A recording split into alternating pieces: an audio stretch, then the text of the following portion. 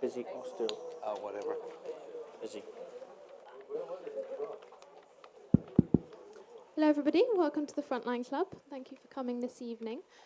Before I hand over to the chair for tonight, Paddy Coulter, if I can just ask you to switch your phones to silent, and when it comes to questions, if you can wait for the microphone because we are broadcasting live.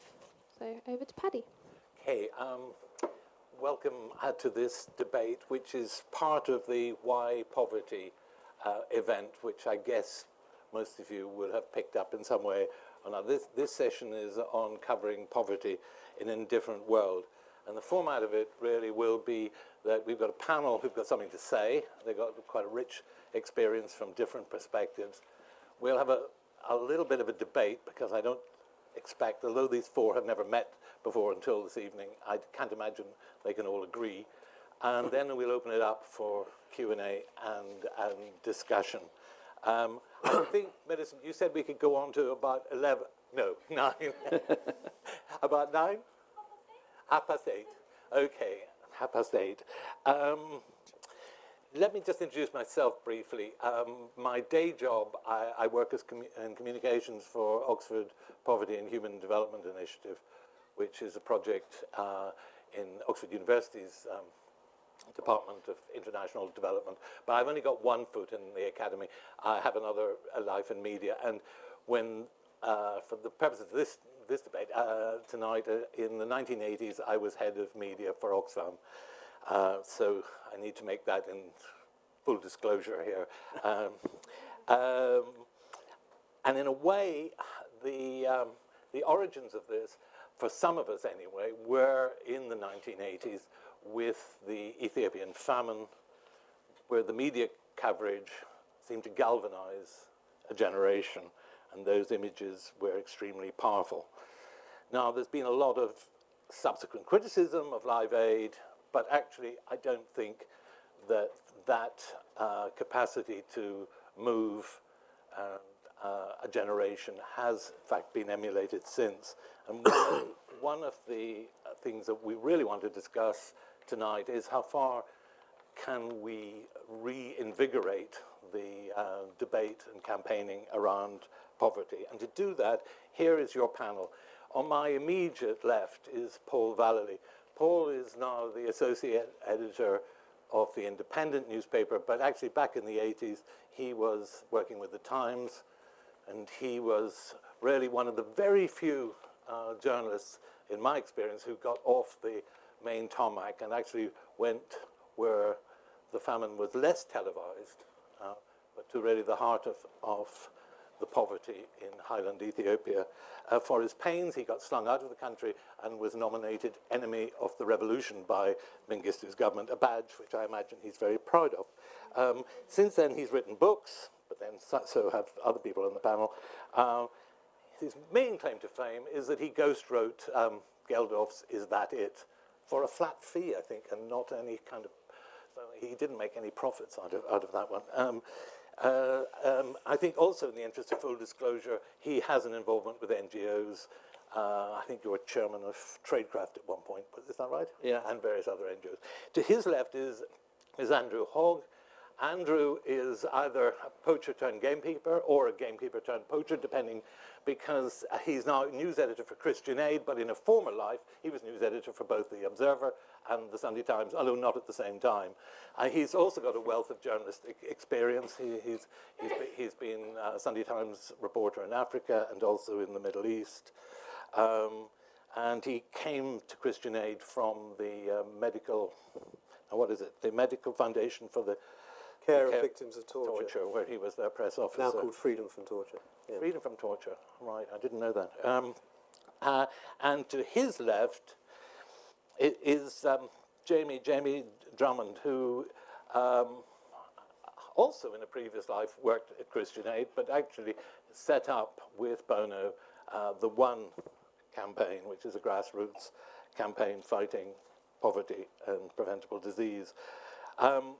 You've got to say Bono, not Bono. Oh. Are you going to be like this all evening? He didn't gets say very, very cross. Does he? Yeah. Oh, good. Bono. All right. He doesn't get very cross. Okay, your panel doesn't agree on anything so far. And on the far left is Lily. Now, I've already apologized for massacring the Greek language. Juliaraki. Perfect. Honestly, you're too kind. Almost. I'm not going to say it again. Lily is, in fact, Professor of Media and Communications at the LSE. She studied, got her first degree at the University of Athens, but actually got her PhD at the University of Lancaster, and for the last 5 years has been at the LSE, where she studies and writes and researches on issues to do with mediation of suffering, disasters, war, and she's just published, I'll plug the book because she won't, there's a new book coming out called The Ironic Spectator, Solidarity in the Age of Post-Humanitarianism. So that's actually come out this month, hasn't it? Yeah, and so that brings us right up to date. Now, what the panel are going to do is they're going to set out their stand on this issue of covering poverty. They promised to stick to something like 5 minutes, and Lily's actually got a slide presentation at the end. But Paul, you start us off with where you came into this scene. Well, I began to write about development issues with the famine in Ethiopia in 1985. And as the famine, or news of the famine spread, I moved across the Sahel to Sudan and Chad and Niger. And as I went across, I became aware that there was more to the famine than bad weather and bad government. And could see that there were structures of finance and of trade which actually kept Africa poor in the interests of keeping us rich or making us richer.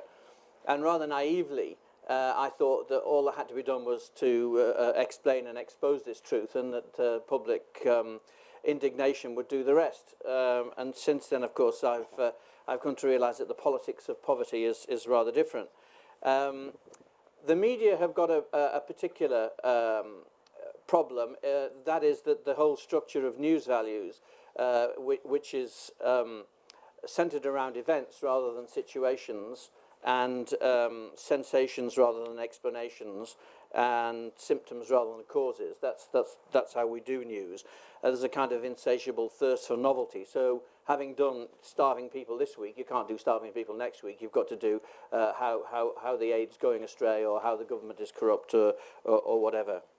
Bob Geldof has got a good phrase. He calls it the pornography of poverty, and it's a good phrase because it resonates in lots of ways, because pornography is about sensation rather than about relationship, and so is the way that we cover poverty in the developing world. And like pornography, there's an insatiable thirst for novelty on more extreme forms of it, and there's also a power relationship between a victim and a powerful person, which in this case is often disguised as pity. Aid agencies try and guard against this by saying we must have positive images of people in Africa. But news editors, and indeed aid agency fundraisers, don't have much truck with this, because they know what's the standard image that plays to people best. One of the particular things that's not often appreciated is that news editing. The news editor is the kind of gatekeeper to what goes in the paper. He's the first person, or she's the first person, that the reporter goes to with the story, and then the decision is made whether to refer it up to the editor to put in the paper, or whether to say, no, that's not a story, go away. So the news editor is the gatekeeper. It's a very, very high-pressure job, and people don't last long in it. They do 3 or 4 years, and then they get moved to something else. So one of the problems as a reporter is that you're constantly having to explain from the start what the situation is to a new news editor. And news editors share the same kind of ignorance as the general population when it comes to development issues. Ignorant sounds an unkind word, but it's an apt word, because in ignorance is not just a lack of knowledge, there's also a lack of care as well. And I think that one of the defining characteristics, and it's becoming more emphasised in current times, is that there's a kind of snide cynicism sniping constantly at aid. It's very easy to find examples of development and aid that have gone wrong. But the vast majority of them, if you look at a book like, What is Aid, which Robert Casson from Oxford University did, the absolutely kind of magisterial study of it, you'll find that most aid works. Yet that's not the perception as it comes across in the media. And increasingly we're finding more and more of this sniping. And it seems to me that that's significant because it reveals something subliminal in the consciousness about our relationship with the poorer world.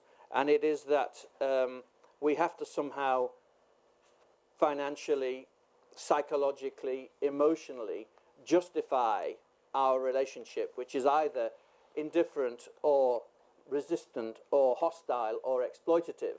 And in order to square that with ourselves so that we can, live without cognitive dissonance on it, we come up with all these rationalizations and fill papers like the Daily Mail with articles about how aid doesn't work, when in fact all the evidence shows that it does.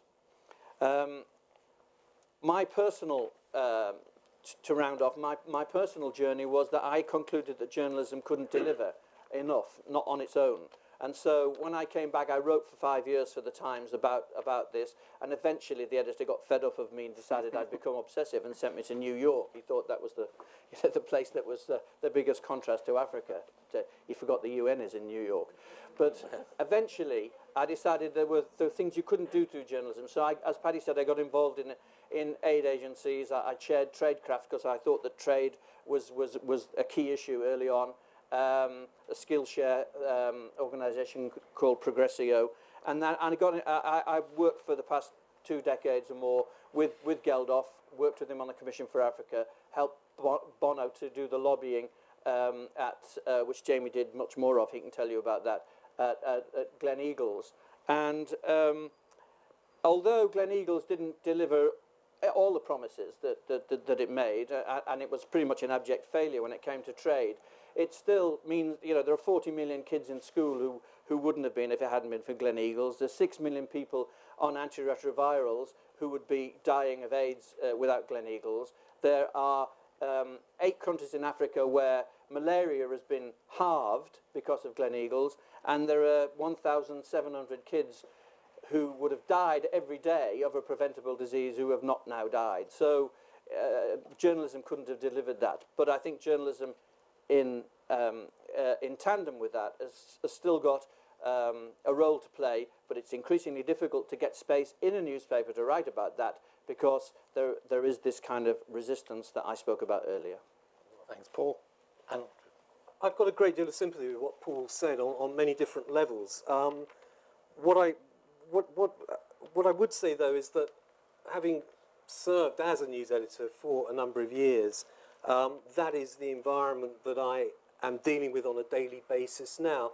And I, in a sense, can't afford to accept the fact that the work that Christian Aid does is good and is noble and makes a difference to people's lives without actually trying to persuade the popular press to cover that, because it is the work of our supporters, after all, which enables us to continue doing what we do. So I'm going to, in a sense, confine my remarks to the press coverage of development. There was this week a rather ironic story which appeared in The Guardian, and it was about a new initiative that was intended to publicise good news.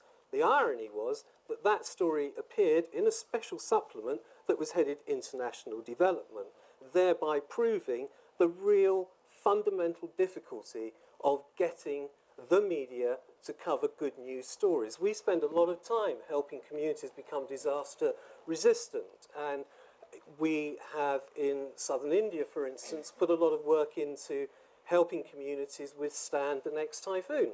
And so when a typhoon strikes, not many people die. That's not really news, and that doesn't gain us any credibility in the eyes of the public. what we have to do is to think laterally, and from a news editor's perspective, a story is a story is a story is a story. In other words, if I want people to write or to cover what Christian Aid does, I have got to find a way, and my team has got to find a way of actually hopping over that giant obstacle.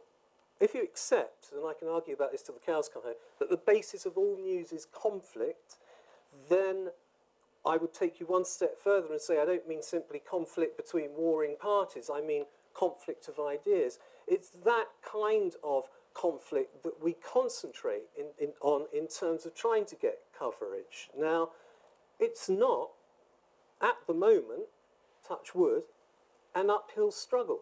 It's a challenge, but if you were to look at what some of the stories that have appeared in the popular press in the last month, you, I think, would be really quite surprised. The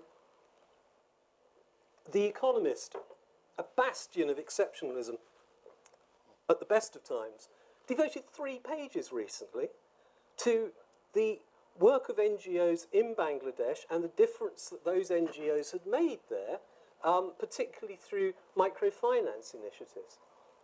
Why the Economist decided to cover Bangladesh in quite that detail, I really don't know. But it was jolly welcome all the same. And that appeared in exactly the same week that the FT devoted an entire page to trying to unravel the machinations of a company which seems to have got its hands on a major iron ore deposit in the African country of Guinea, and suggestions that they were able to get that contract through various nefarious means, including presenting at least one person with a replica gold Ferrari sports car. I don't think it was actually the same size as a sports car, but it was a nice gold model.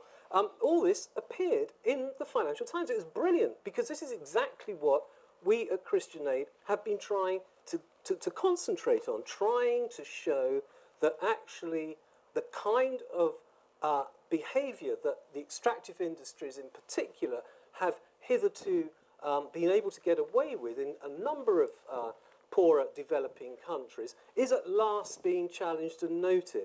And I have to say that it was the work of our media team which got Glencore put before the readers of the Daily Mail on a double-page spread on an ordinary news page under the heading Greed Inc. We achieved that because we realised that one of our partner organisations in Zambia was jumping up and down about the fact that there seemed to be a major disconnect between the amounts of money that Zambia was making out of its copper industry compared to what the people extracting it were making. And we brought their attention to, we brought their concerns to the attention of the Daily Mail, and we ended up taking a Daily Mail reporter down to the particular village in question to talk to people themselves about what was going on. These are just a few illustrations of the fact that providing the story is strong enough, and once again, the fact that the Daily Mail was prepared to go after an enormous commodity firm like that was something of a surprise, to say the very least. But nonetheless, that was a real win.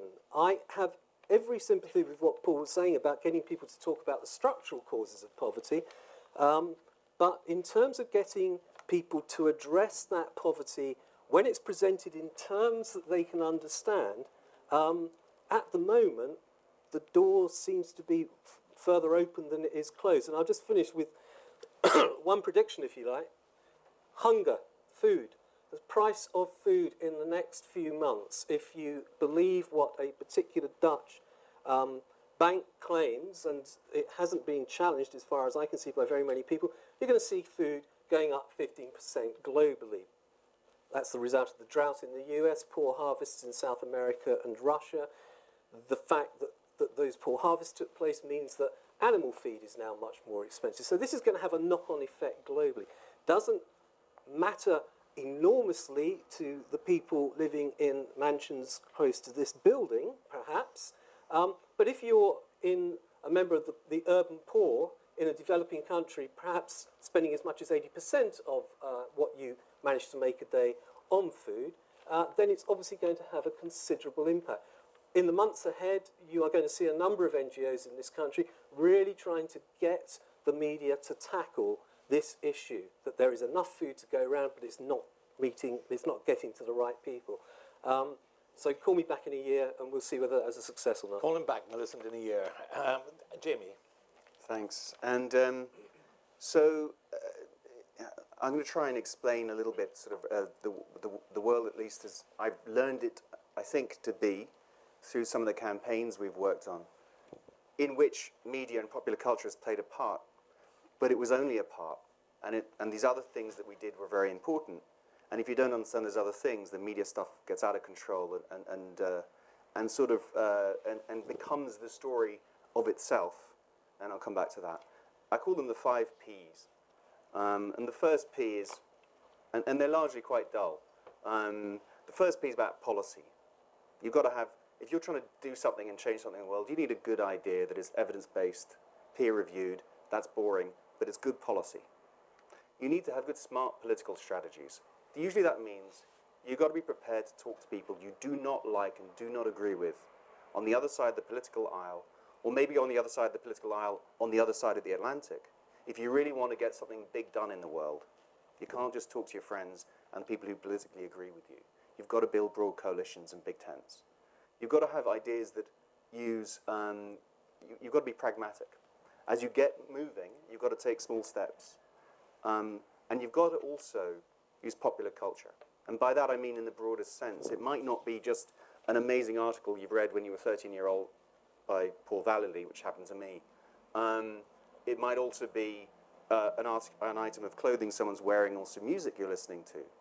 It's stuff that gets into the zeitgeist. It's kind of media and mass media in the round, not just a single article. You need to get into people's hearts and minds in that sense. And then you also need, I think, to be prophetic. You need to fundamentally appeal to those big, gnarly ideas, justice, equality, the march of those big ideas that fundamentally we all think progress is about. If you've got the 5 Ps, you can get something done. And within that, media and popular culture plays this key role because it keeps the oxygen going for the other ones, but it has to be seen in that context. And quite often media people talk about the media alone. Policy people talk about policy alone. Government relations people talk about advocacy and politics alone. And because they're not talking to each other, it's all a bit of a fuck up. So you've got to mix things up with these different people all talking to each other. Then you will get some interesting progress. I'll come to this through some experience, through some specific campaigns, which I'll just try and quickly explain because it'll help give some context. I used to work at Christian Aid, an amazing organization with incredible partners around the world. My job was to fight the aid babes. So quite often I'd be sent into disaster zones, conflicts, complex emergencies, and my competition, nameless household NGOs in this country, would send in attractive women on the whole who didn't always know what the story was in that place, in order to make it easier for the BBC and Channel 4 and ITV to interview them, or CNN and all the rest, to interview them because they were more sympathetic as spokespeople for the situation on the ground to the international media. My job was to try and find a local Christian Aid partner with a very complicated name who spoke a very thick accent, or if they spoke English at all, which was usually amazing if they spoke English. The international media did not want to talk to the people who actually knew what was going on. They wanted to talk, of course, to the more sympathetic voices. Through that experience and some frustration over years of that experience, I decided to bite the bullet and go quite another way, which is I started to work a lot more with celebrities. And that was a controversial decision, but let me justify it for a second. I was part of a campaign for debt cancellation, which I can guarantee to you is the world's most boring subject. There are few things as dull as heavily indebted poor countries initiatives, debt sustainability ratios, etc., etc. This is boring stuff. Okay, now actually here we're a bit more interested in it, but I can guarantee a long time ago we were not. And the only way to remedy that, apart from, if you're particularly faith-based, you linked it to the year 2000, which is fantastic that happened. You had to sugarcoat this extremely dull stuff with celebrity. to take it from the margins into the mainstream. And we took a risk. We tried that. We experimented with it. It worked wonderfully. And maybe we just lucked out with the particular people we worked with, and I was lucky to meet Bono along the way, who's an unusual character, and we can come back to good, bad celebrities and how they can help you get into the media in good and bad ways. But I think that experience helped us get a large amount of debt cancellation done, which has delivered results. Paul mentioned many of them. And Paddy, when you said Live Aid was the thing and nothing has happened bigger since, I disagree. I think Live Aid and Make Poverty History together were bigger, just in terms of people who watched. In terms of outcomes, they were definitely bigger. And it was through an aggressive use of celebrity. People, however, attacked it for the use of celebrity. They also attacked it for being simplistic, i.e. all about aid. But it wasn't all about aid. Aid was all the media would talk about it being about. But if you actually paid any attention, there's this thing, as Paul mentioned, called the Commission for Africa, which is a 500-page long document, extremely complicated. And that's actually what we were using. We were using the simplicity in the T-shirt of Make Poverty History and Live Aid to jam through some extremely complicated stuff, a lot of which has happened, but it is not reported on. All that's reported on is the aid, that 61% of which was delivered, and by this country, 100% of it was delivered, but some countries, Italy and others, didn't. But it wasn't just about that. It was about all these other things too, which haven't been reported, and we can't come back to that as well. So, and also, there's this country is good at beating itself up. We have a compassion cluster in this city and in this country. We're unusually good at giving a shit about other people around the world. And I don't know why that is. Maybe it's a lot of guilt and all sorts of things. We can come back to that. Why? But I think one of the reasons is things like comic relief. Every other year, whether you like it or not, the BBC is hijacked. Primetime TV. And again and again and again, and it tells people, there's these people over there, this is what's going on, this is something simple you can do to help. It brings you into conversation. Many of the people who as kids put on a red nose are doing something much more sophisticated and elaborate today. They might be embarrassed about how they came in, but that's how they came in. So I think those are all parts of it. Well, thank you, Jamie, and thank you. I stand corrected on Make Poverty History. Well, we can argue about it. I want to come back. Yeah, I will come back, but thank you for bringing that up. But let's go to Lily. Here are three protagonists. From an academic point of view, Yes. can you then reflect on this world, on this history, the change in covering poverty that you've been observing? Yes. I'm certainly not a protagonist of the field. In fact, I never had the privilege of working for an NGO or being part of that field. I'm an academic, and my interest is in questions like suffering and solidarity as problems of communication. How do we communicate these things, and with which effects? What are the political and moral implications of showing people who suffer far away, for example?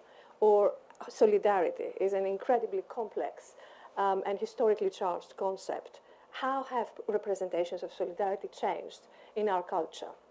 So these are the things I'm dealing with. But of course, at the same time, like all my colleagues at the LSE, we're publicly engaged. We're people who are interested in questions of politics, power, critique. And so I'm trying to kind of be an engaged academic in that sense. So let me start with the word I just mentioned, solidarity, which I think is, if you like, the opposite to indifference in the contemporary world.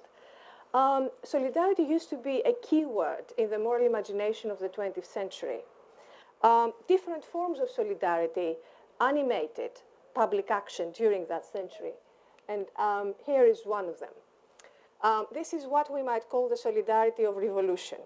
It's a solidarity that was inspired, if you like, by a left-wing Marxian understanding of the world, whereby people were bound together by the wish and the vision to change society.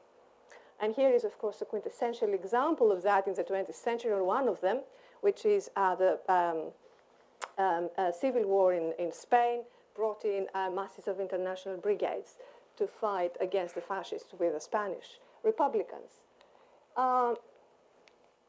Here's another form of solidarity. Not the solidarity of revolution, but the solidarity of what we might call salvation. Is a solidarity that belongs perhaps more appropriately to humanitarianism proper. Is a solidarity of doing something for those who suffer, but without the vision of changing the conditions of suffering or critiquing social relationships of power. Now, if these two major paradigms of solidarity have defined our century or the century before this one, then what happens now? Now, I would claim that what happens today is that these paradigms continue to exist.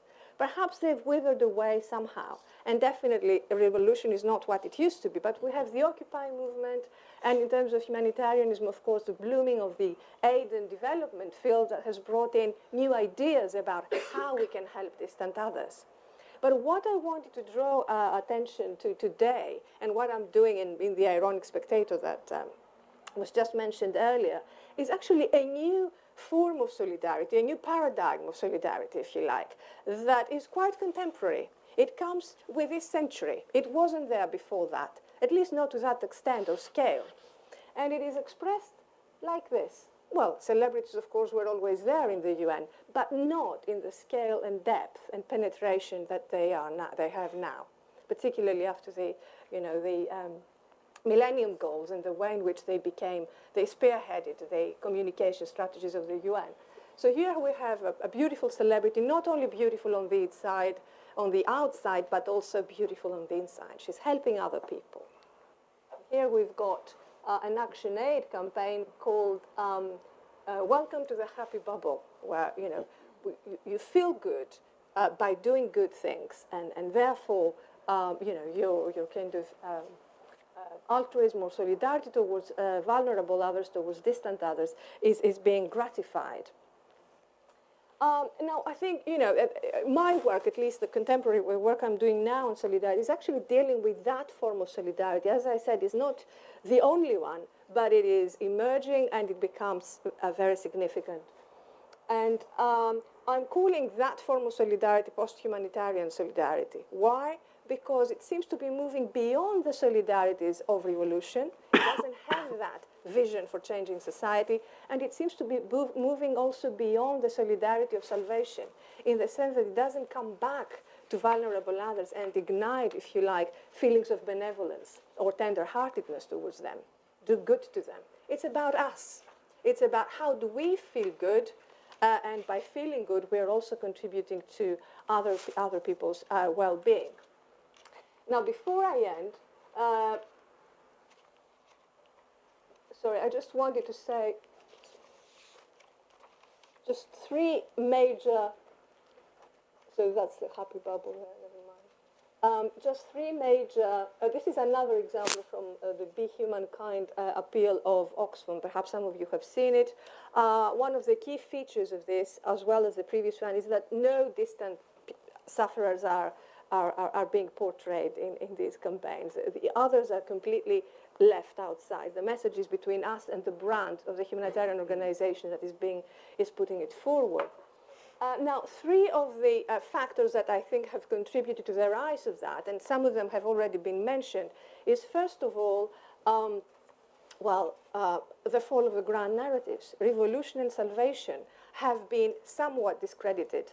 Revolution, particularly after the end of the Cold War, is no longer there as a vision. The left is there, but it's a different kind of left. It's still trying to find an identity, a voice, a vision, not the kind of vision we saw earlier on in the 20th century. Salvation, well, humanitarianism is still there and is strong, but at the same time, it has also been undermined by claims that, in a way, challenge its integrity. Humanitarian wars, perhaps relationships with corrupt regimes, not being able to protect populations that should have been protected. Stories abound in the media about the shortcomings of humanitarianism. So those big narratives that used to inspire are not there to inspire anymore. What happens then? The field draws increasingly, and that brings me to the second major factor, I think, that has helped to give rise to this trend of post-humanitarianism, is that a lot of NGOs are actually resorting to strategies of the corporate domain, of the corporate sector. So branding, appeals are about branding a particular organization rather than putting forward a message that has to do with values or has to do with our exposure to realities that are different to our own. One example is this. Let me see. Another one is celebrities, of course. Clooney, Madonna and Gucci in a UNICEF campaign. The One campaign, which I thought was actually, of course, it was incredibly successful. And I think it was an ambivalent campaign, so good and bad at the same time. And I think you've summed it up all very well.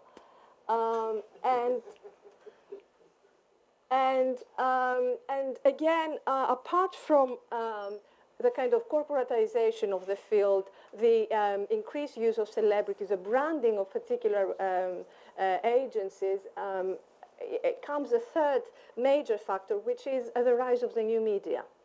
And I haven't explained what this is, so let me just say one word about the rise of new media. The new media are great. They have democratized the field of the news.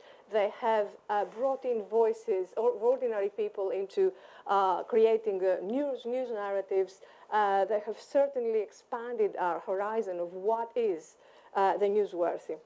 But at the same time, two things. First of all, they are event-driven. If something happens, it will come into the kind of convergent journalism, citizen journalism platforms. The second thing is they are forms of what Manuel Castells calls mass self-communication. They're very much about me who reports.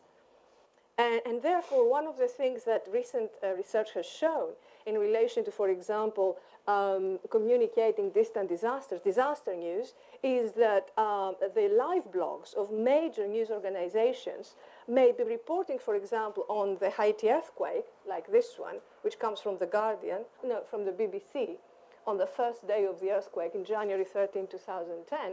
But in fact, most of it is from either Western governments, NGOs, Western ordinary people who are just expressing their sorrow and agony about what's going on, or celebrities. Very, very few local people are there to say, to speak, to say what they have witnessed or whatever they wanted to communicate through these platforms of new media.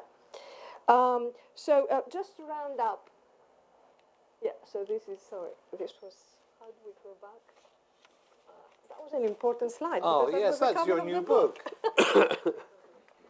So just to say, okay, so if these three key factors have actually given rise to a new form of solidarity that we might call post-humanitarian, I'm ready to debate this and kind of be challenged by everyone, of course. Isn't that good? Isn't it easy? Isn't it effortless? Isn't it what we should be really aiming at if it kind of brings together more people? I would say, yes, of course it is easy. It is effortless. It's fantastic to see Madonna or Angelina Jolie or to kind of SMS somebody and then give money to a good cause. But I think there are things that are also lost in that process. And two of those things that are lost, and I'm going to stop here, is on the one hand, an engagement, a deeper engagement with values. Values are not completely excluded, but they are marginalized in that process. And the second thing is an exclusion of, or a marginalization again, of the humanity of other people. Those other people who are out there, who we are supposed to be helping, who are they? How will we ever get to know them if this is the contact we have with them? Well, thank you, Lily. Thank you, too, for giving that historical sweep, because I think that you've seen from the panel there are very different emphases in your panel. And I think it was very good that you mentioned, which I don't think the others did sufficiently, was the arrival of the new media. So I guess one of the questions I want to put to the panel immediately is how things have changed. Do you accept Lily's prescription here? The arrival of new media, I was at an event last week, and Charlie Beckett of the LSE, your colleague at Polis, it says that the CNN effect, or you might say the BBC effect, has now been replaced by the YouTube effect. And this point you make about the voices of the poor themselves being absent, this is now possible, but how far have campaigns like Coney 2012, which has been quite a phenomenon in some way, but actually, how far has that actually done what you're looking for? And I wanted to come back on Make Poverty History because I absolutely agree with you. It was a phenomenal achievement, campaigning in 70 different countries, getting governments to pledge, but it hasn't been sustained. I mean, we've seen governments move away from their pledges, and I was particularly struck by the impact on British public opinion that you were able to achieve at the time. I think British public opinion, in terms of the percentages of Brits that are very concerned about poverty in the world, usually hovers around the 25%. A quarter of the British people are, if you ask them, are very concerned. Over the Make Poverty history, it did shoot up to about a third of the British people, but I think it slumped back down Yes. again. And I think that's one of the issues I really want to press, which is how you sustain these. Because I think it chimes in with what you're saying, Lily, which is that you call it deeper engagement with values. But if you can get huge numbers, I think Coney 2012 got, 100 million viewers of a half-hour documentary? That's phenomenal by any standards. But actually, does it really engage with deeper values, I suppose, is the issue. So how you must come back on this. Well, Jim. I mean, it doesn't if the conversation ends with that first click or that single donation. If that's what happens, you have a failed strategy. That is not our strategy. And if that happens, you're merely being exploitative, I think. But that's not our strategy. So, for example, you had Brad doing a clip. He also made an ad with a lot of Hollywood celebrities. It was an unprecedented collection we put together in 2005. It was the American version of Make Poverty History was one, the organization we set up. And we've now taken one globally. And what happened is we made this ad. About 2.5 million people joined our organization in America because with this ad, we did a roadblock for free across Viacom, CNN, Fox, and others. Completely unprecedented. This never happened before because we had this amazing product. 2.5 million people joined our campaign. Now, they're still with us. And this week, they've been campaigning for transparency in the extractive sector to attack a structural cause of corruption, grand larceny, and extreme poverty in many developing countries. They're campaigning to change laws in this country and across Europe and across the world. They came in through a simple little sugar pill of celebrity, but they've come on a very complicated journey, just like people who put on a red-nosed day. Or, by the way, you've got to meet people where they are. And then, hopefully, if you can start a conversation with them, you can take them somewhere else. But the notion that you shouldn't start a conversation with people where they are because you haven't thrown a wedge of values at them first, I think misses the point. When a celebrity does something kind for another human being, they are embodying a value. The problem is if you don't let the conversation then go on to express that value in a further relationship with the issue. The most important thing here, right, that we could be talking about is social media and how it's transforming the game. Yes. Our members are talking to each other more and more and more, and I'm incredibly excited about it.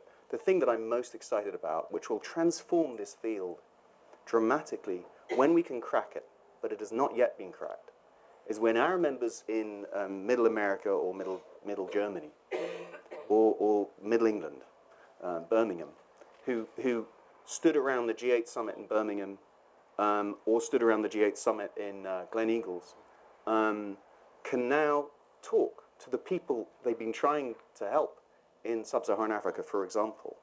We will have that meeting of the person that you talked about that is the solidarity And then you're in looking that for. situation, And that is what we're hoping we're about to get to. But it is currently very hard to connect them because mainly they only have old-fashioned phones, and we're increasingly on smartphones. But if we can find the right medium, we can find the right way by and which then people you can talk cut to out each the other. middleman, like Christian Yeah, Aid. Christian Aid. Well, I mean, Andrew, I mean, how much of a threat is social media? I mean, Avaz, claims to have, 15 million viewers, members. I mean, are these social media organizations which can cut out the middle NGO, do you see them as a threat or what? I don't think they can cut out the middle NGO in terms of the work on the ground. I think, though, that the more that we can relay the voices of the people who are recipients of the the help given by our supporters, then the better that is. I mean, ActionAid has already got a program going where they're trying to put communities actually in touch with people who have effectively sponsored them. Whereas once upon a time it would be a couple of newsletters a year, now it's going to be a phone call a week with equipment supplied. But we embrace the social media like everybody else. One has to recognise, though, that from a media perspective, it has enormous uses, but nonetheless, the sheer torrent of information which is unleashed on a daily basis by Twitter, you're always going to need, nonetheless, somebody who is going to make that phone call to say, this is really important, this is something that should be followed up. And is that, what effect is it going to have on mainstream media? The expression I hear a lot now is your legacy media, Paul, in print. Do you think that you too will be bypassed by social media? If Jamie's notion can be realised, why would you need someone in London interpreting on behalf of movements for the poor in the developing world? In one sense, the mainstream media is becoming redundant, and is in terms of the technology. I mean, you don't need to have print anymore. You've got it's all on screens, and the problem with the media is that they haven't found an economic business model to make that pay. So, if you go online, I got told off by the editor of the Sunday paper last Sunday because I tweeted something at 9 o'clock in the morning, and he said to me, "What's the point? Going out and buying the paper if you're going to tweet it and with a link and people can read it." So there is that tension. Who's going to if it's there for free? Who's going to pay? Henry Winter of the Telegraph to go to Old Trafford to watch a football match and write about it? Who's going to pay for that? His time and the cost if it's all free? So that is a problem. Nonetheless, I think there is still a role for expertise because, as we've seen with recent publicity about Twitter, a lot of it is unformed and uninformed, and people still want expertise. Now they might not go to the Guardian for it; they might go to Juan Cole's blog in America for finding out about the situation in the Middle East. But there is still a need for people who are recognised as experts in something and who are going to add value to it. I think the question of the technology is what's open-ended, and I was particularly interested in what you were saying about Twitter being event-driven, because that underscores the problem that I see with the mainstream media, that it's about events, not about situations. Do you want to come back to the... I would like to come back on the question of celebrity, because I think, like with the question of media, is really an ambivalent issue, that you cannot simply just opt for one or the other side of the argument. And I do struggle with that quite a bit in the book. So I recognize everything you say, and it is true that celebrity has an enormous power of reaching masses of people in a way that no campaign, no piece of news even, no book, no film perhaps can even do. So 1 billion of people watching, was it 1 billion? People watching the... Live Aid was several billion. Several billion, yeah. Watching that is something unprecedented. But we need to keep in mind something that I think was pointed out by several researchers that have looked at the ways in which donations correlate with public engagement, at least in the past decade or so. And what they have shown, particularly research at the University of Sussex, is that donations go up. Actually, petitions might go up as well. So everything that has to do with a click of your mouse may do very well indeed, because of the facility through the new media that we now have to kind of participate in the forms of online engagement. But the quality of public engagement is worse than ever, which means that people don't know. And when you ask them, they may not even want to know. They do things because it is part of participating perhaps into broader practices of popular culture or new media communication, but not because they have a particular investment or because they are engaged in a way that informed citizens could and should perhaps be engaged. We can debate that as well. Do we want citizens I'd of like that to kind? debate it because I feel, in a way, when you say that the understanding is shallower now, whatever, I've looked at the figures as, for most of my working life, it's stubbornly hung around this 25% of Brits. I mean, the thing about the Brits is that they do have 25%. And when you do something exceptional, as Jamie was involved It went with, to 35. it went to 35 and it comes down again. I think the British understanding of poverty around the world is, someone, a Canadian, described it as a mile wide and about an inch thick. You know, that it isn't, they've never had a very sophisticated understanding. I think the issue for me is, and this is a real problem, which is that I know from my media experiences, simplification is the name of the game. There's great complexity when you actually look into the economic causes or the other causes of poverty. But really, for mass consumption, we do have to boil it down. Have the industry, has the NGOs, has the media gone too far with this, is a question. Because in a way, some of the cynicism of make poverty history, you haven't made poverty history. Oxfam stopped climate chaos. We haven't stopped climate chaos. And, you know, I was just coming here today, Andrew, and I saw a Christian Aid poster which was suggesting that I could, for £5, buy a malaria net. And you were absolutely right. We can do something about malaria deaths, and you guys are doing it. But the sense is that there's an instant fix. And yet another part of the British people know that there isn't an instant fix, and we don't explain that. Although arguably you could say the white poverty documentaries are doing that. I mean, but it's worth nailing this because I've been having this debate a lot recently because there's a documentary which is part of the White Poverty series, which is why we're here, which aired on Sunday. And, you know, the notion that the T-shirt said we just have to turn up to the concert and we'll make poverty history. You know, if anyone ever thought that that was what it was saying, they hadn't thought about it very much. We thought that maybe if they turned up, we could then have another conversation with them. There's various reasons why in some places that conversation didn't happen, but membership of many NGOs did go up, and they were taken on a longer conversation with those people. But the key empirical fact, one appeal in all of these kinds of things is let's have as many facts in the conversation as possible. Extreme poverty, the empirical condition of extreme poverty, $1.25 a day, has been going down 1% a year, you know, for a while now. Since the international community came together around the Millennium Development Goals, it is a remarkable fact. It was entrenching in sub-Saharan Africa. Even there now, in the last 7 years, it is starting to go down rapidly. When Mandela asked us all to be that great generation to make poverty history, it might have sounded like extraordinary rhetoric that felt good for a day. It is an empirical possibility for this generation by 2030 that we can make extreme poverty history if we manage to continue current trends. So we sold a package of policies which, if adopted and taken to scale subsequently, would get incredible results. And I think that they are. They're not happening because there were celebrity concerts alone.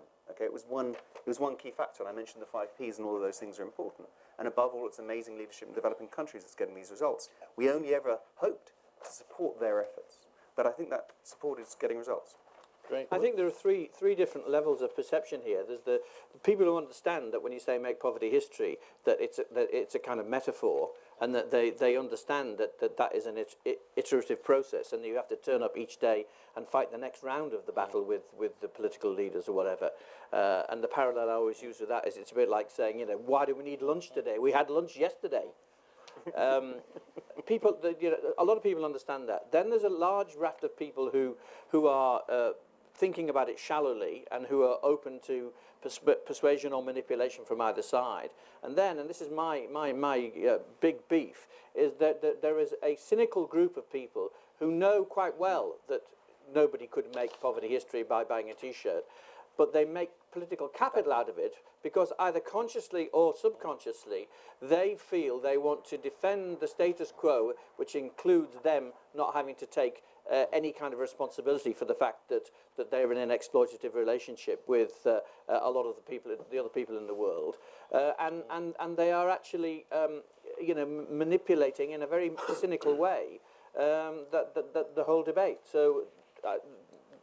Let's hold it here, because I think you can see this panel can go on discussing, and we will, between ourselves. But let's open it out to you, and let's have hands up.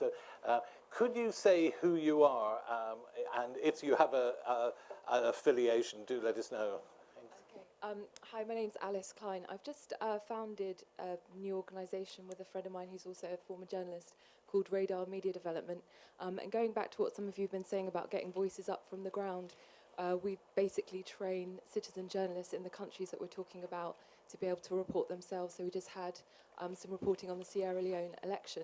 For 1.18 pence each, they can send us a text message report via Google. So we're able to make a crowd map and follow up with them. They've had stories in The Guardian and New Internationalist. But going back to something Andrew was saying, I just wondered, we are talking about, in a way, the development kind of reporting being a bit of a silo. So how, as an editor, do you think whether the voices come from Western-based journalists or the type of citizen journalists on the ground that we're dealing with, how we try and intercept that market and get those voices into the mainstream media and get that more picked up? Because Twitter's fine, but like you say, there's not much analysis there. It's more the instant reporting. And I was just interested in what you were saying about how it's almost we're talking to our friends but not outside of that group. I don't have any easy answers. I was fascinated to hear what Jamie was saying about what his work at Christian Aid, because today we are continually trying to get voices from the grassroots into the mainstream media. It's just... Christian Aid's still at it. Yeah, It's we're great still to at hear. it. But, there are very significant difficulties. One of which is, if you're putting somebody up for broadcast, how good is their English? And if it's not that good, are the facilities available for translation? What are the risks attached to that person speaking out about the activities of an extractive industry in their own country? One would have to go into that fairly carefully.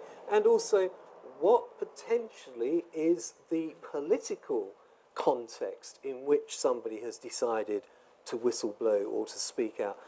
Are we effectively being duped by somebody trying to make political capital of their own? I'm not saying that there is this sort of whole smog of suspicion, but these are the kind of suspicions that could quite easily arise that one has constantly to try to address. In terms of getting people to talk about the problems that they face, I mean, I've done it many times, and I'm sure many journalists in this room have. You go and you want to talk to somebody about climate change. Well, to the average farmer, that is a meaningless term. What he understands is the rains aren't coming at the times they're supposed to come, and therefore my harvests are poor.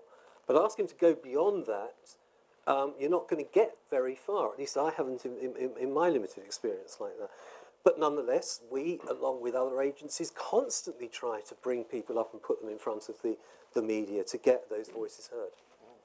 Has anyone else on the panel got any thoughts on that? Because I think that's a really key thought. I've been very impressed by my fellow countryman Ron McCullough of Insight Productions, the way that he has espoused African presenters, Sorius Samora from West Africa, and more recently the Ghanaian investigative reporter. And he's been able to get peak time slots for it. But I guess it's because Ron has the credentials himself.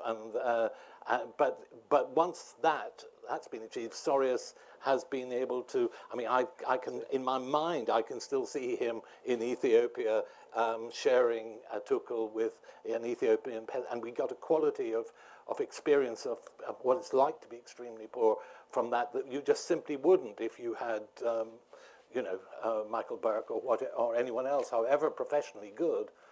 So I do think that is an issue. The reporting is too Brit. I mean, there is a John Snow, if he were here, would be saying, well, you do need a pair of eyes to go and look, but I think the other side of that is hearing the voices from those societies. I don't think we hear enough. Somebody should probably argue why it is that when we pitch the story and they don't want that, why isn't it? And we know why. It's because they don't think the viewer's going to like it. So the question is, what can we do to challenge that? Either with evidence that they're wrong, or ways of changing it so that it's different and a different outcome. I think one way to do it We'd is... love to work with you, by the way. We would love to. There you are.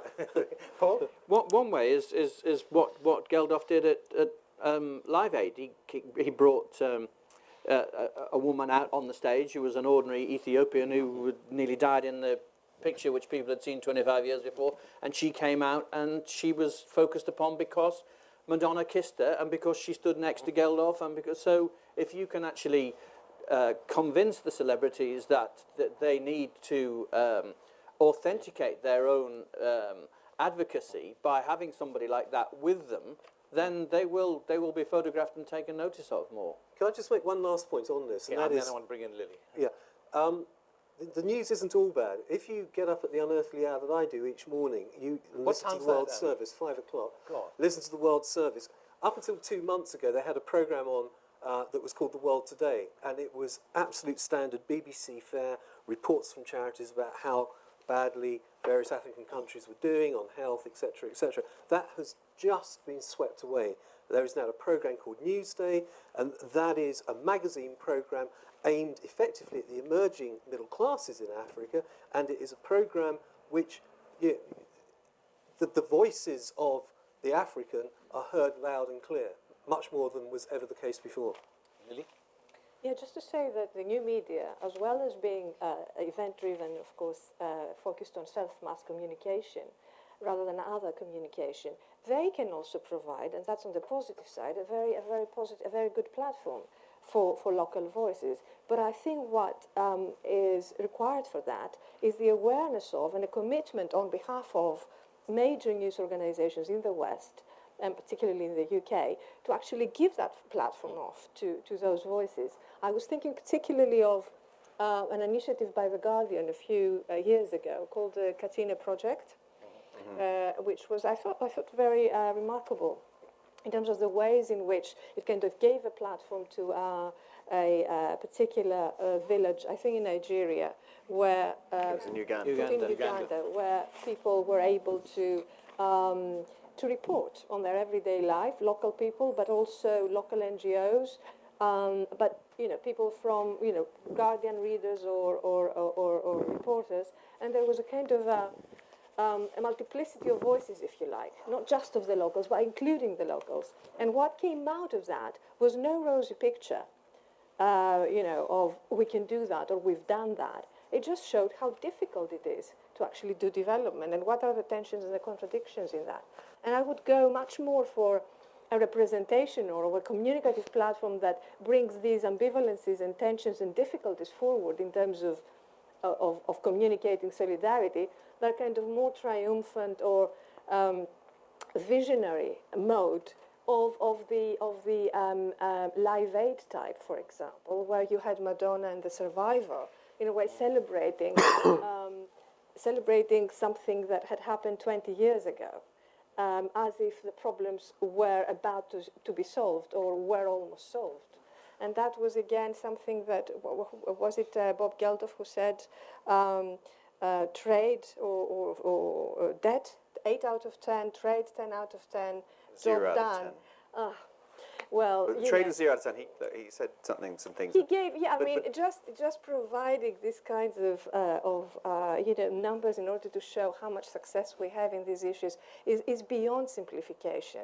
It really is misleading, I think. I mean, Bihan's a good... Sorry to interrupt. Have you finished? I just wanted to say more ambivalence, many voices, show the people who come from Africa, let them speak, let them sing, which didn't happen during those concerts. It was all Western-based.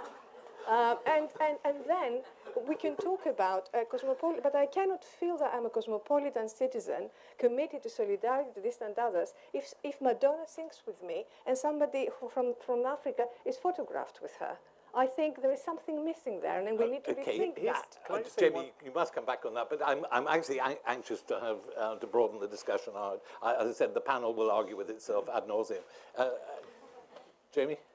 Well, I think the most important development is not that it's a conversation between us and should we say, carefully selected representatives of the poor who substantiate our worldview.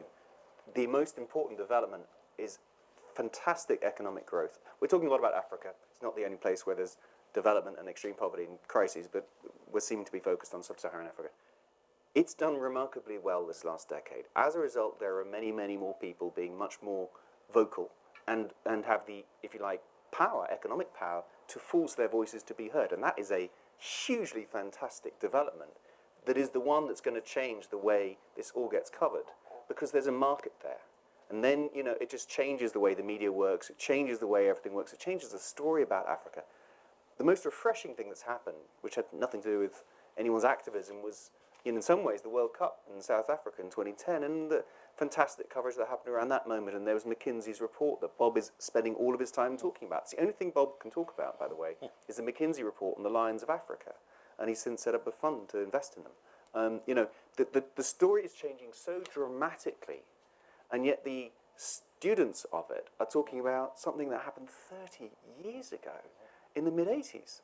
So, you know, we've got to get on with what's actually going on, and it is a very vibrant. No, you asked about Coney. We haven't even talked about that. Since then, this thing being set up in Uganda called U-Report. There's 150,000 young people across Uganda who regularly report on what they think is going on, and also what they think of government policy. Okay, and it's a fantastic development. We're hoping to take something like that to scale, so that young people around the world can design the new Millennium Development Goals, which are going to be put together in 2016 to replace the current 15-year Millennium Goal package. There's so much going on at the moment that's so refreshing and challenging, and you know, I also feel embarrassed talking so much because I can tell we're not millennials up here, and I think there's a lot more millennials in the audience. Points from the audience. Yeah, one here. Any others? I'm Johnny Helm. I study photojournalism, so pretty much all my points are image-based. And just looking at the way that reports and you've been debating the emphasis on getting people to kind of bear witness to the individuals at the source of a disaster or a situation. And I think there's a bit of a problem in that it does oversimplify a witnessing of suffering and a if you see just victims demonstrated, then I think it generates a public smog of suspicion, thinking that, you know, there must be more behind it, and that just getting people's voices heard, perhaps without context, is an argument for a BBC voice and for perhaps a more academic discussion of disasters, as well as giving the victims I don't know, page space. So, but how far though are you picking up Jamie's last point here, which is that I see a story out of Africa is not currently of victimhood, really. It's of a continent which is on the move, albeit with pockets of extreme poverty. So I suppose the issue in photojournalism is, how do you capture that? How do you, you've got the most extreme version in The Economist. About 10 years ago, they had the front cover, Africa, the hopeless continent. And earlier this year, we had Africa rising. Well, Africa is rising, but Africa also has a lot of the extremely poor people in the world. And I suppose the question is, how can imagery really capture that? Jamie, you've wrestled with this perhaps more than anyone. I feel like I'm talking a bit too much, but I mean, there was one sort of funny little anecdote, or funny, yeah, I think so. I think it was funny. We were in a place where there had been a famine recently when we visited in May with Bob. We had a couple of journalists with us, and we went to a place where there's still a lot of people who are extremely poor nearby, but they're not in a state of famine. And then we went to the hotel where he had stayed 25 years earlier, and there were some quite large ladies working out in the gym who were of an age that they would have been around 25 years earlier. And Bob was like, okay, this is the picture. And he was trying to get the producer to this is the sign of how things have changed. And the producers wouldn't take these pictures because it was too complicated a story.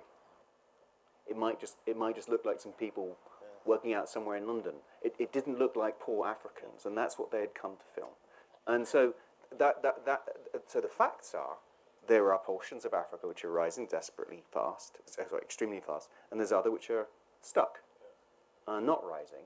And the question is, are the ones that are stuck going to be lifted up by those that are doing well, or are the ones that are stuck going to pull the others back? And Mali is a great case in point. Well, you've just been to Mali, haven't you, in the summer? And I was actually just about to say, Mali was a graphic example of the difficulty of relying on the image alone to tell a story, because from Bamako, the capital, sort of 600 kilometres going north, there were people selling food, all the way along the side of the road. And it was lush, very verdant, the sort of surroundings, and if you looked at the Niger River, you saw people fishing. And so you kind of sit back and think, well, this is a country that we've just been told is actually suffering really quite serious malnutrition.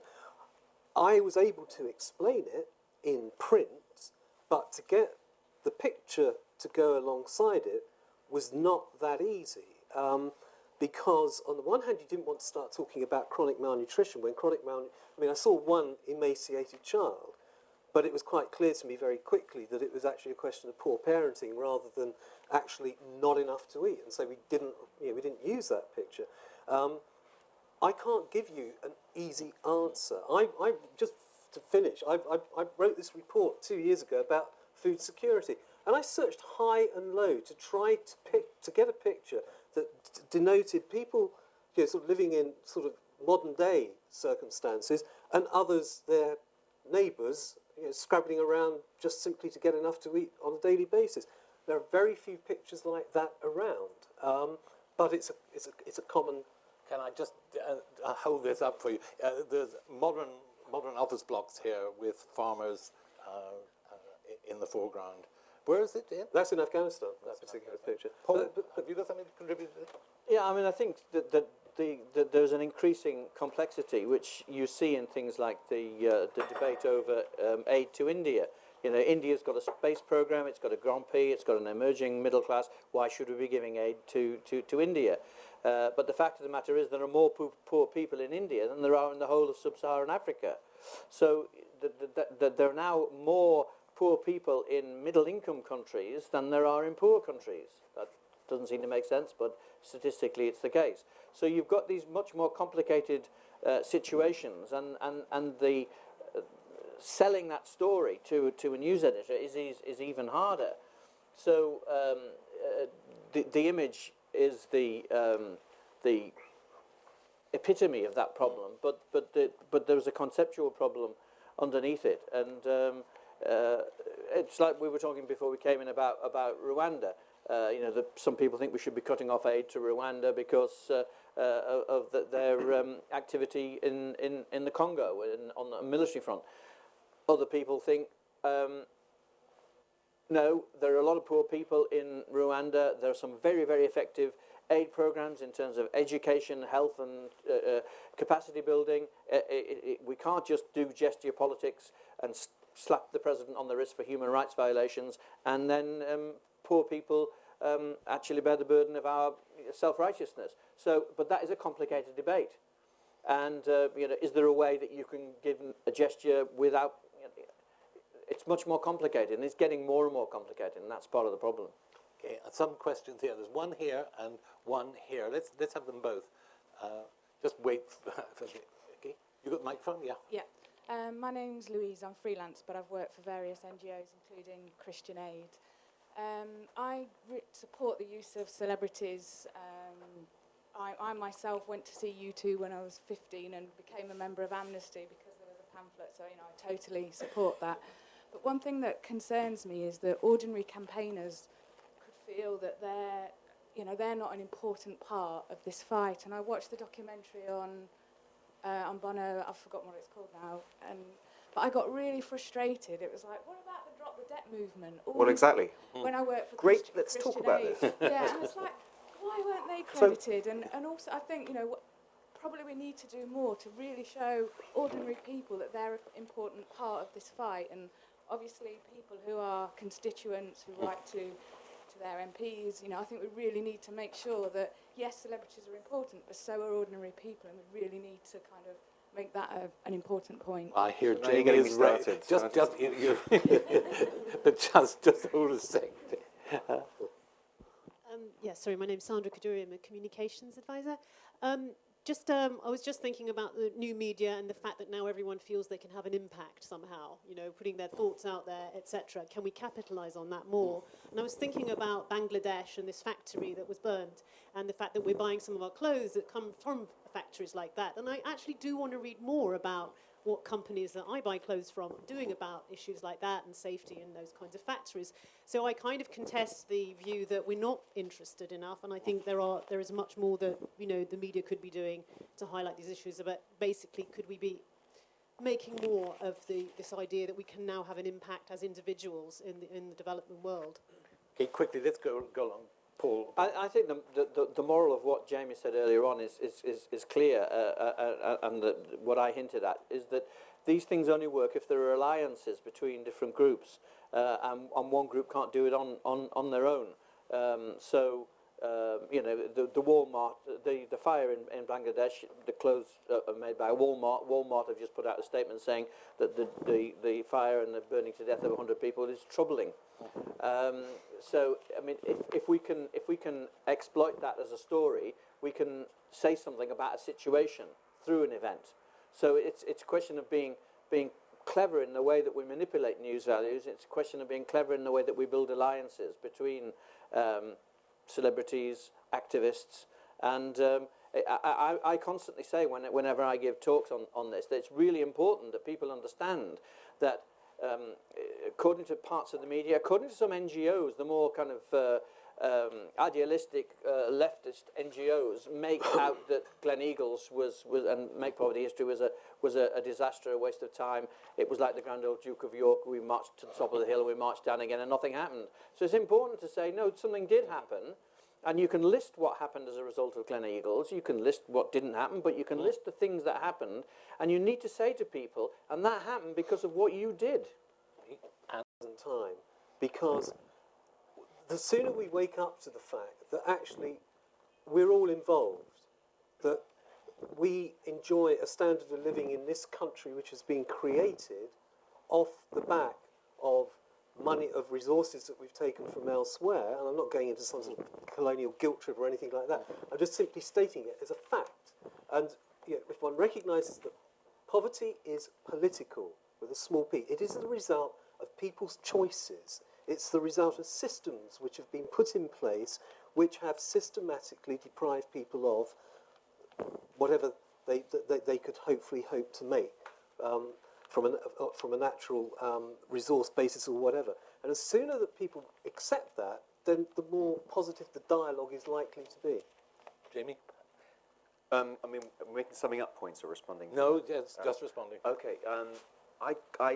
That documentary was an object lesson. You know, it's worth people studying because it's put it like this: we went into it on the condition that it would be about the members of the movement, it'd be about what the Jubilee 2000 Drop the Debt people achieved, the hundreds of thousands and the millions, not the couple who were famous. Same again for Make Poverty History and so on.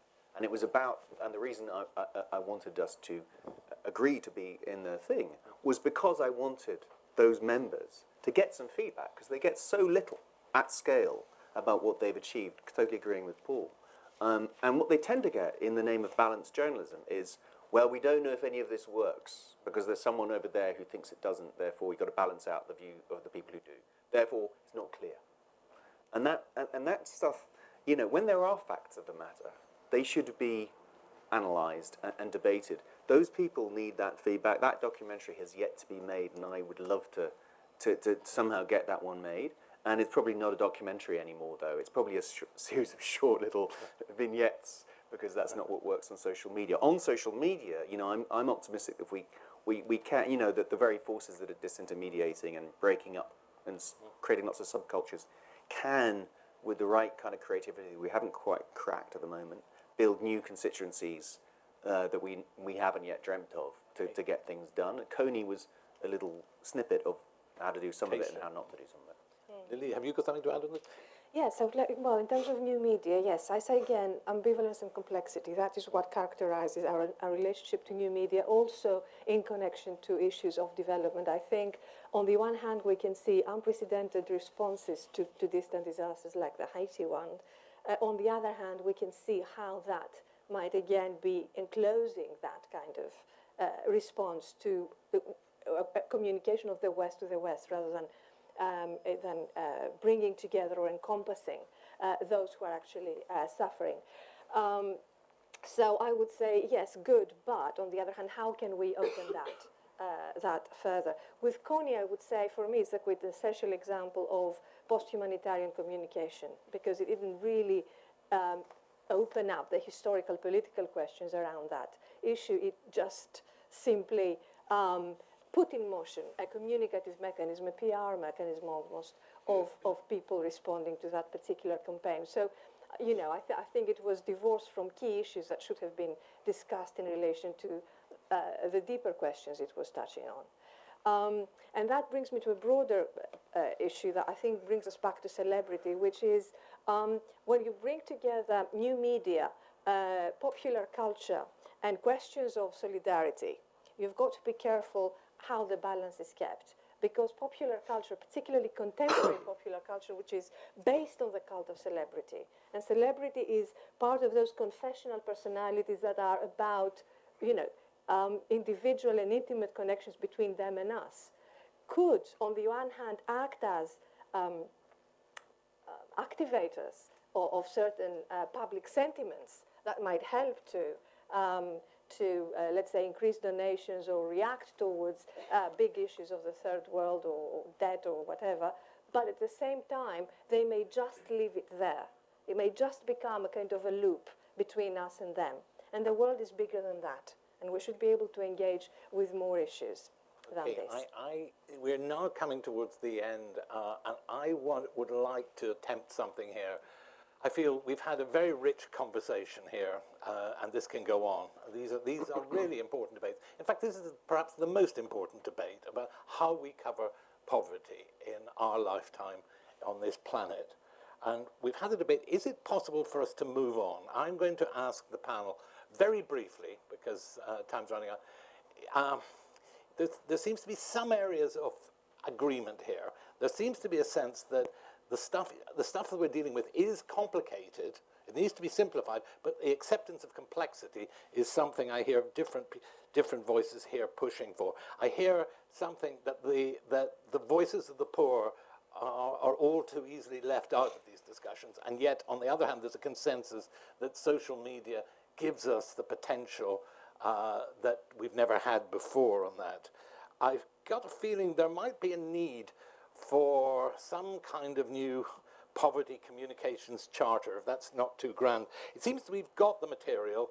Again, this is coming from the panel. We've got the Millennium Development Goals, and what happens after them. Do we pack up in 2015? And if we don't, what are they? We've heard that climate change is an issue which, very far from going away, is going to haunt us for the rest of our lives. And you've got issues like tax justice. So there's plenty of meat, but how is it to be dealt with? There was one suggestion at one point that we could maybe be tougher with news editors. I love the idea. The Science Media Centre has really sharpened up scientific communications in this country by having a rapid rebuttal. So when the Daily Mail or Daily Express says that if you have this injection, your child will roll over and die within 24 hours, there's somebody saying, no, it bloody well won't. You know, what nonsense, and here are the best scientists. And I hear with Jamie, you know, I was watching this program last night with Jonathan Miller, is he in the room? No. Channel 4 on Rwanda. And who does he get as the world's greatest expert on aid to Rwanda? But Lord Lawson. a failed British politician with no credentials that I know of, certainly not merit more than, except on climate change, where he has one fixed view. And he's brought forward. It differed, bless them, the Department for International Development decided they wouldn't contribute to this program. So it was like sort of 10-0. When, and I don't know what we can do about that. I was like Jamie. I didn't see his white poverty program he's complaining about, but I certainly. By the way, I was absolutely.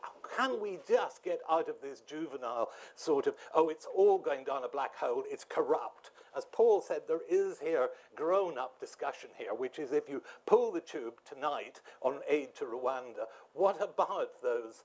What about those programs for schooling? What about those programs for healthcare that are just switched off as a result of a decision? Could we please have somebody other than Lord Lawson facing up to this? And I just despair sometimes of the simplicity of this. But anyway, those are my ideas. They're not very coherent. I just want to know whether the panel, have you got things? People leaving this room, what do we take away? What can we do to change this coverage of poverty? Paul? Well, I've already said what I think about that, which is that we need alliances. We've got this great power in the new media, but it's also, as Elise said, it's self-referential. I mean, you choose your own followers. You know, that's kind of weird, isn't it? There's a kind of bubble about it, which it means it's a kind of a triumph of form of a content, like the Coney campaign was. I mean, it's like a Rolls Royce which drives around a car park. You know, what are you going to do with it when you've got it? And I think what you have to do with it is to find some kind of alliance between African voices, between activist voices, the campaigners, the ordinary Make Poverty History supporters, between NGOs, between the media, and between the people who can devise policy. And it's no good, as Jamie said earlier on, thinking that any one of those can do it on their own, because the lesson is, if you look at what was successful, it was through alliances. Andrew? I think what I would say is that to journalists out there, the duty beholden on us really is to continue to try to create the context in which the work of the grassroots campaigners, the work of all the alliances, etc., actually has some resonance. What I would say with regard to tax justice, for instance, is that 5 years ago, when we at Christian Aid produced a report on the level of damage done to developing world economies by a process known as transfer mispricing by multinationals, it kind of fell on deaf ears. But we've continued banging on about that campaign ever since, and the zeitgeist has well and truly caught up with us. So it really is simply a question of trying to create a context where quite complicated issues can be properly looked at and explored. And there's an example of that today with Amazon. It's just been discovered that Amazon, which declared 207 million profits in this country last year, actually had 25 billion pounds worth of sales, and the money was transfer priced out of this country to Liechtenstein or somewhere where they pay very small amounts of tax. And you can take Amazon as an example. You can start a boycott Amazon campaign. You know, there are things you can do, and it's only an example, but it's an example which will lead people to understand the wider phenomenon. Jamie? Maybe two thought. You're looking for charters and thought experiments and ideas. I've got two. That come out of this. One is it's a disaster prevention media corps. So it's like before the disaster happens, which had it been covered in an earlier phase, would have not got to the terrible state, and you have some alliance between editors, celebrities, and creative reporters, and people in those conditions to ensure that the coverage happens upstream before the disaster unfolds. And the only reason you can get this covered in the same way is because you're making up for the fact that the editor doesn't think the public's interested by the presence of a celebrity. However, that celebrity has done a course in the issue that gives them a different level of credibility and they're combined with someone from the region who's got a very high level of credibility. And if you had that little compact, I think you could do something practical more often than is currently the case on disaster avoidance coverage. And then another thought experiment which I really like, which is every time somebody says, I hate it when celebrities are used to promote a cause, my answer is, well, let's try and get that cause, that mission, let's try and get it the same amount of coverage without the celebrity. What would it take? It would take convincing the editor or the media outlet that you're trying to work with that coverage of this issue won't cost them eyeballs or readers. So how will you guarantee to that editor that it won't cost them? Well, you're going to have to get a petition of millions of people, probably tens of millions, maybe hundreds of millions, who will promise to buy that product or view that product. And if they can guarantee that they will get the same degree of people watching their show, even though they're covering this boring development and poverty subject, which they don't really want to cover unless there's a celebrity involved, if you take out the celebrity, how will they get it? It's basically, it's calling people's bluff. Or would you like to organise that campaign?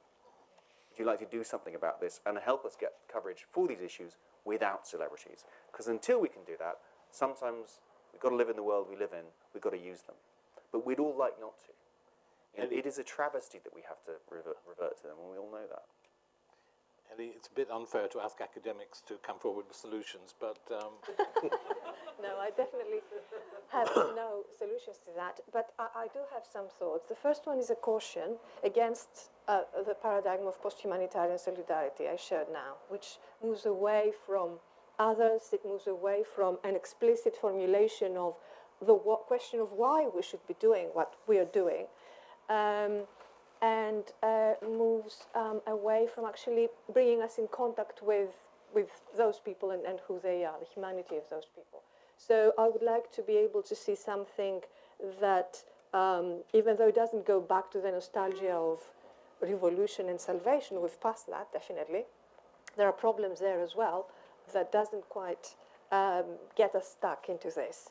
And the second thing is a commitment from the media, particularly powerful media, to use the new media in order to be able to bring together different voices, the voices of all the agents that have been named here, from policy makers to journalists themselves to the wider public, to people from the actual context of development into a rich and productive dialogue that we haven't seen so far. And I think that would be one way in which complexity could come into the communication of contemporary solidarity. And the third thing I would say, in terms, again, of celebrity, which is, of course, a very big and important issue, yes, of course, celebrities do bring a lot of people in, and perhaps a lot of campaigns would be failing without them. But on the other hand, perhaps we can reverse the terms and then say, well, why don't we use that celebrity, that popular culture, to celebritize people who are not celebrities yet, but who are doing incredible work in the context in which they are. And therefore bring them into the media spotlight and make them the heroes that they deserve to be, rather than Hollywood multimillionaires who simply do something else on the side. Sorry, I don't want to put those people down. That came out but they might help. But The point is, how do you make them famous? You know, you get Stephen Fry to retweet it. I mean, you know. Peace Nobel Prize, for example, or human rights prizes. Yeah, well, it has happened and it has worked. Well, we should maybe take over the Nobel Peace Prize to the European Union. Barack Obama, yes.